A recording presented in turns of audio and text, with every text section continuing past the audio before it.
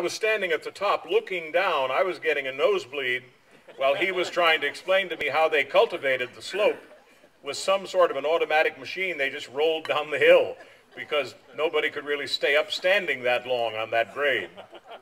And I asked him, I said, Herr Steinmann, this Scheuerrebe, yes, as he said, it's a clone. It's a combination of two other grapes.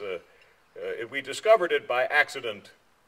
But I said, what do you do to this grape to make it have this explosive flavor? You're familiar with Sauvignon Blanc from the Marlborough district of New Zealand, which explodes on your palate with this incredible tropical fruit. Well, this particular German grape explodes on your palate with the taste of grapefruit, of all things. It has this extraordinary depth of citrus taste. I asked Steinmann about that. I said, he spoke no English, I spoke no German, but my friend spoke both, so he translated. And when I told him I thought his wine tasted like grapefruit, he was very upset. He didn't understand what I meant by that, and couldn't understand why I'd insult this lovely grape that he was growing on a 70% grade. I asked him, I said, what do you do to this grape to make this incredible wine? He said, I don't do anything to it. I leave it alone. I don't make the wine. The wine is made up there and down here. I just am careful not to mess it up. Well, that's an important lesson, a lesson that we now call by that fancy word terroir. And we talk about why the Pinot grapes from the first 5 rows of that vineyard produce a superior wine to the Pinot grapes from the last 5 rows of that vineyard. People write long expository essays and books on this subject. They're really boring. All you have to know is that one tastes different from the other, and if you're smart, you'll drink both. Don't explain it to me, open the bottle. Let my mouth take care of the tasting and the testing. I'm a fan of an Italian grape called Sagrantino. It doesn't grow very many places in Italy, but it does grow around the city of Assisi. And I met a producer of this particular grape and really enjoyed it and drink it with some regularity.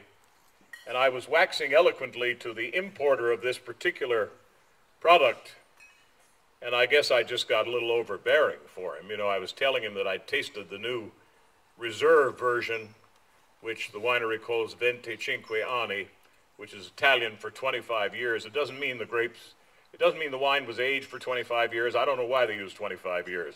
Probably to confuse the market, I guess. And in any event, it works. 25 years sounds impressive, and the wine is really delicious. So I was carrying on about this Sagrantino and about this new vintage of the Pt2. My friend Lorenzo had finally had enough, and he looked at me as kindly as he could, and he said, Gene, it's only grape juice.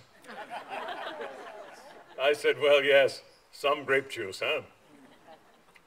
I want to thank you for producing such marvelous grape juice and for leaving it alone so that it can come to the multitude of expressions which we find in this county and in this incredible valley. I remember asking Bob Mondavi on the occasion of his 85th birthday when I interviewed him about his career and about his life and his pursuits. I asked him how he liked living in the Napa Valley. He said, you know, Gene, I wake up every morning in paradise. I love living in the Napa Valley. It's an incredible endorsement of something which he played a large role in causing to happen here.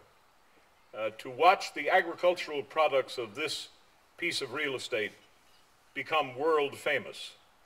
When I met Frau Leicht at the hotel in Bibelried, a hotel which had been around for 1,000 years, and gave her 2 bottles of Napa Valley Cabernet Sauvignon as a thank you gift for her hospitality, she had tears in her eyes You would have thought I'd given her some sort of jewel of great value. But living in a wine-growing region, the Franken region of Germany, as she does, she understood, maybe better than we appreciate on a day-to-day basis, the incredible bounty of this county, a bounty which you, as its farmers, bring to market year in and year out, economic and biological conditions notwithstanding, harvest early or late, rain heavy or scarce, pests or not, and make the best of what the county delivers, enhancing our reputation as a wine-producing region yet again.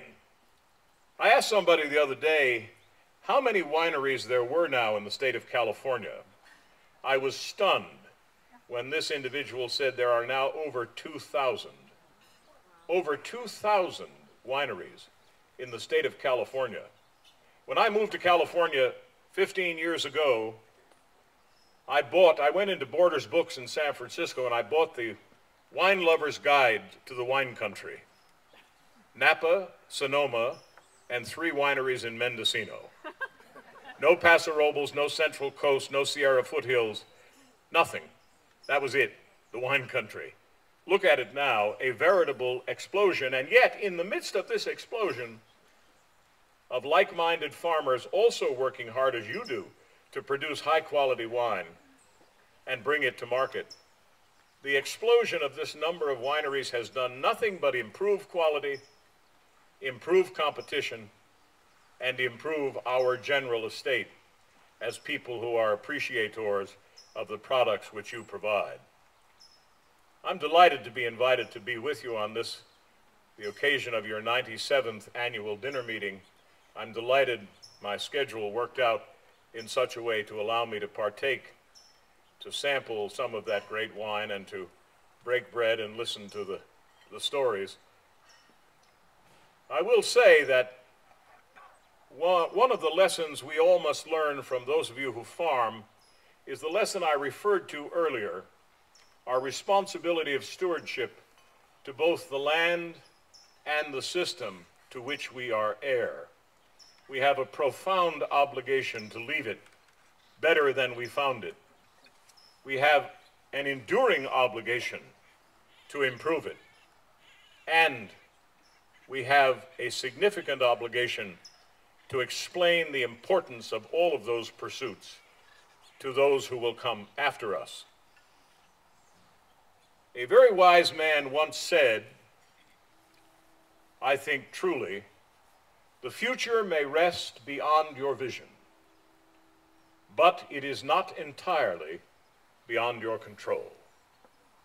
It is the shaping impulse of America that neither fate nor nature nor the irresistible tides of history, but the work of your own hands, matched to reason and principle, that shall determine your destiny. There is pride in that, and even arrogance, but it is the only way free men and women would choose to live. Nobody practicing any vocation in any corner of our country knows that lesson more intimately and more profoundly than people who grow things for a living. You understand the magic of the combination of hard work and fertile soil, and you understand the obligation that we all have to improve the world we inherit and leave it to our progeny for them to do likewise. And for that incredible contribution, and for the contribution which allows Northern California to hold its head high as one of the principal gastronomic regions of the entire planet, I thank you and I salute you. Thank you for inviting me to join you.